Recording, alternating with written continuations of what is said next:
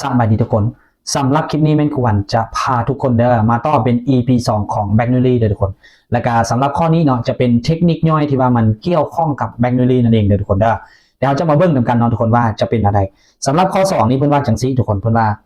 การไหลของวัตถุเหลวที่พุ่งออกจากหูขนาดน้อยด้านข้างของภาชนะบรรจุอันนี้ง่ายๆเลยนะทุกคนนะคือรูปที่ควรเอามาให้น้องๆเบิ่งนี่นะหมายความว่าถ้าเรามีแบบภาชนะตัวนึงเป็นจังซี่เนาะหรือว่าง่ายว่าเรามีอ่างน้ำตัวนึงเป็นแบบนี้ทุกคนแล้วภายในนี่บรรจุน้ำเนาะแต่บังเอิญบัดนี้นะว่าเฮ้ยไอ้ทางข้างอ่างเลยนะมันเฮ็ดหยังมันหัวเป็นหูน้อยๆฉะนั้นมันจะให้น้ำนี่พุ่งออกมาเนาะแล้วถ้าอยากรู้ว่าไอ้น้ำที่พุ่งออกมานี่นะจากหูน้อยๆนะมันมีความไวเท่าไหร่เนาะมันเท่าไหร่แล้วเราจะไปซอกอะไรเป็นเราจะมาเบิ่งในคลิปนี้เลยก่อนทุกวันจะพาไปซอกหาสูตรลัดในการซอกหาความไวตัวนี้นั่นเองนะถ้าหากว่าเนาะเอารู้เทคนิคตัวนี้แล้วทุกคนการวิเคราะห์โจทย์พวกนี้เนี่ยมันก็จะค่อนข้างง่ายสมควรนะทุกคนนะมาเบิ่งกันทีนี้เนาะแน่นอนเนาะตัวนี้คือเขาบอกเลยว่าเฮ้ยมันเกี่ยวข้องกับว่าหนึ่งทุกคนสมผลแบคโนลีเนาะฉะนั้นสูตรแบคโนลีน้องได้บูชื่อนะกลับไปเบิ่ง EP 1กูวันได้เว้าที่มาของมันละเอียดแล้วทุกคนฉะนั้นตัวนี้เขาเขียนได้เลยเนาะว่าจากสูตรนะทุกคนนะจากสูตรเนาะมาเบิ่งกฎเกณฑ์แบคโนลีหรือว่าสมผลแบคโนลีนะจะมีว่าพี่นะทุกคนบวกกับ1/2เนาะ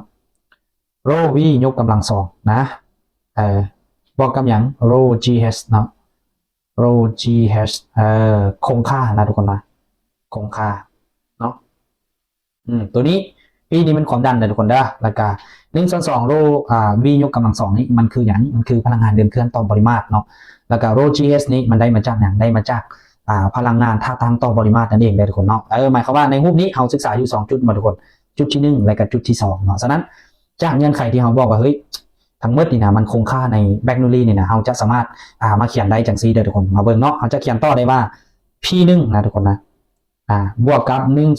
1/2โร V ก็เป็น V1 นะทุกคนยกกำลัง2แล้วบวกกับโรนะ G H ก็คือ H1 เนาะเท่ากับ P2 นะทุกคน P2 บวกกับ1/2เนาะ1/2โร V2 ยกกำลัง2เนาะแล้วบวกให้กับอย่างทุกคนโรนะ G H2 คือเก่าบัดนี้เอามาเบิ่งเนาะด้านนี้มันบอกทุกคนมันมียังมันมี P1 มันบอกอันนี้ก็มี P2 P1 P2 อยู่ใส่มาเบิ่งบัดนี้นะทุกคนเนาะณจุดที่1และจุดที่2นี่ตามรูปนะทุกคนนี่จุดที่1อันนี้จุดที่2หมายความว่าที่หน้าถึงของวัตถุเหลวหรือว่าหน้าถึงของน้ำเนี่ยมันก็จะมีความดันภายนอกมากดลงมาจังซี่เด้อทุกคนซึ่งความดันภายนอกตัวนี้คือความดันบรรยากาศนั่นเองนะที่กดลงมาในจุดที่1เนาะทุกคนฉะนั้นบอดี้เฮาแต้มได้จังซี่นะทุกคนหน้าถึงของน้ำนี่จุดที่1นี่ก็มี PA กดลงมาจังซี่มาเบิ่งบัดนี้นะP2 เด้มันจะอยู่ไสนะมันจะอยู่ไสมาเบิ่งต่อทุกคนP2 ตัวนี้เช่นเดียวกันเนาะอยู่จุดที่2เนี่ยนะมันเป็นหัวมันบอกน้ำพุ่งออกมาจังซี่แน่นอนมันก็จะมีความดันภายนอกมากระทบเข้ามาจังซี่นะทุกคนซึ่งความดันภายนอกมากระทบอยู่จุดที่2นี่ก็คือ PA นั่นเองเป็นความดันบรรยากาศเช่นเดียวกันเนาะอันนี้ให้น้องชื่อนะเดี๋ยวเราแต้มมาปึ๊บประมาณนี้เนาะตัวนี้ทุกคน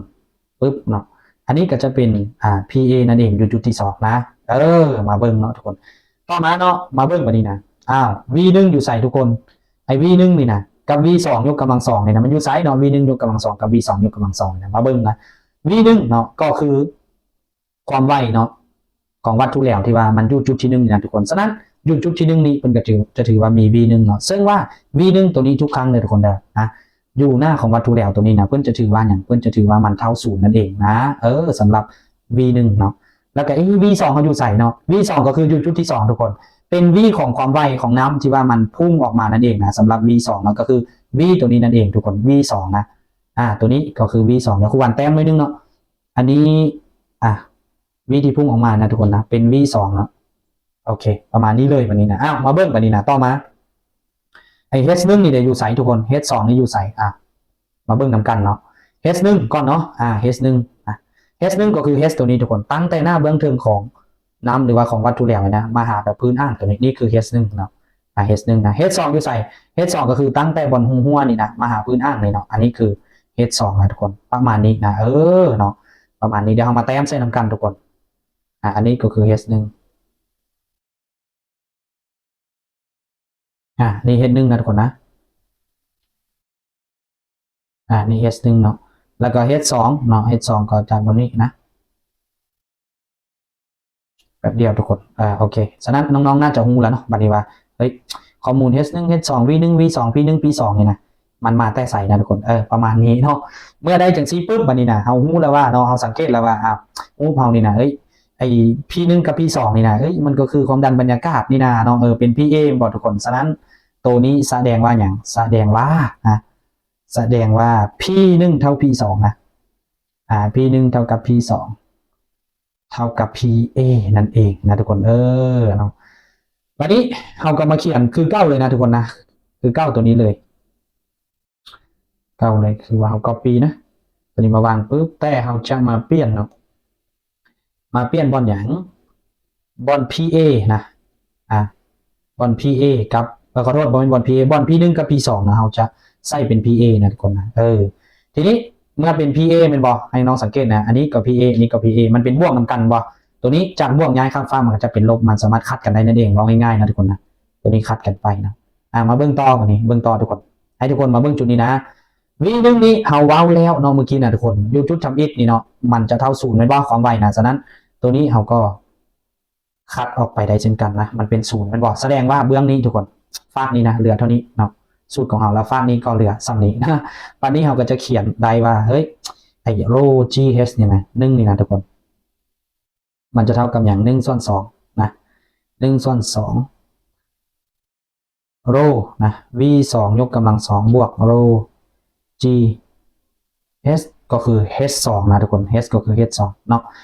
ทีนี้เรามาเบิ่งต่อทุกคนบอนนี้เนาะไอ้โร G H2 นี่นะเราก็ย้ายมาหาโร G H1 นะทุกคนนะโร G H1 ฉะนั้นทั้งหมดทั้งมวลนี่เราก็จะเขียนต่อได้ประมาณนี้เนาะเขียนต่อได้ว่า1/2โร V2 ยกกำลัง2นะเท่ากับอย่างเท่ากับโรนะ G H1 เนาะลบกับอย่างโรบวกเป็น G เนาะโรก่อนนะทุกคนนะโร G H2 นี่โร G H2 บัดนี้เรามาเบิ่งอันนี้กับโร G อันนี้กับโร G เราแยกออกเป็นส่วนคูณใดบ่ทุกคนสุดท้ายเราจะเขียนได้ว่า1/2นะ1/2โรเนาะ V2 นะยกกำลัง2นี้มันจะเท่ากับโร G นะทุกคนเปิดวงเล็บ H1 ลบให้กับ H2 H1 ลบ H2 อันนี้เนาะโรอันนี้มันก็คือโรของวัตถุแหลมชนิดเดียวกันหรือว่าโรของน้ำอันเดียวกันนะทุกคนฉะนั้นเราก็คัดกันไปได้ต่อเนาะคัดกันไปได้ต่อแล้วตัวนี้เห็นบอ2ตัวนี้มันคืออย่างทุกคนมันคือพูดของเลขหารเป็นบอฉะนั้นมันอยู่ฟากนี้เนาะถ้ามันเป็นพูดของเลขหารเราย้ายข้ามฟากมันก็จะเป็นเลขคูณเนาะแล้วก็ถ้าหากว่าเฮ้ยไอ้ค่าของ H1 นี่นะทุกคนลบ H2 นี่นะมันออกค่าใดนึงแล้วมันเท่ากับ H เนาะหมายความว่านี่ให้ทุกคนมาเบิ่งนะให้ทุกคนมาเบิ่งจากรูปก็ได้เนี่ยเห็นบอกถ้าเอา H1 นี่นะทุกคนเอา H1 นี่นะนี่แป๊บเดียวนะทุกคนนะ H1 ในช่วงนี้เห็นบอกลบออก H2 ช่วงนี้เห็นบอกมันก็จะเท่ากับ H ตัวนี้นั่นเองนะทุกคนประมาณนี้เนาะฉะนั้นทั้งหมดทั้งมวลเราก็สามารถเขียนได้นะทุกคนอันนี้อย่าลืมนะให้ทุกคนชื่อนะ2ตัวนี้เราย้ายมาฟากนี้นะทุกคนนะจังหารเป็นคูณนะเราก็จะได้ว่าเฮ้ยไอ้ V2 นี่นะยกกำลัง2นะทุกคนมันจะเท่ากับอย่างมันจะเท่ากับ2เนาะ G H นั่นเองเพราะว่า H ตัวนี้มันก็คือค่าของอย่าง H1 ลบ H2 เนาะแล้วเราจะถอนเอาV2 เนาะทุกคนเป็นความไวที่ของวัตถุแหลมหรือว่าของน้ำที่มันพุ่งออกจากหูน้อยตัวนี้นี่นะหูน้อยตัวนี้นี่นะที่มันหัวนี่นะทุกคนนะที่มันหัวตัวนี้นี่นะเนาะมันจะเท่ากับอย่างมันจะเท่ากับ5ขั้น2ของ2 GH เนาะอันนี้อย่าลืมนะทุกคนนะประมาณนี้สุดท้ายเนาะเพิ่นจึงว่าสรุปได้ประมาณนี้เลยว่าเฮ้ยถ้าเราจะสอบหาความไวของน้ำหรือว่าความไวของวัตถุแหลมเนาะที่พุ่งออกจากหูที่มันหัวน้อยๆจากภาชนะบรรจุนะก็คือสูตรตัวนี้นั่นเองนะทุกคนเนาะประมาณนี้เลยนะอันนี้เป็นสูตรลัดในการสอบหาความไวของตัวนั้นเองนะทุกคนโอเคสำหรับข้อนี้ประมาณนี้นะทุกคนขอบใจ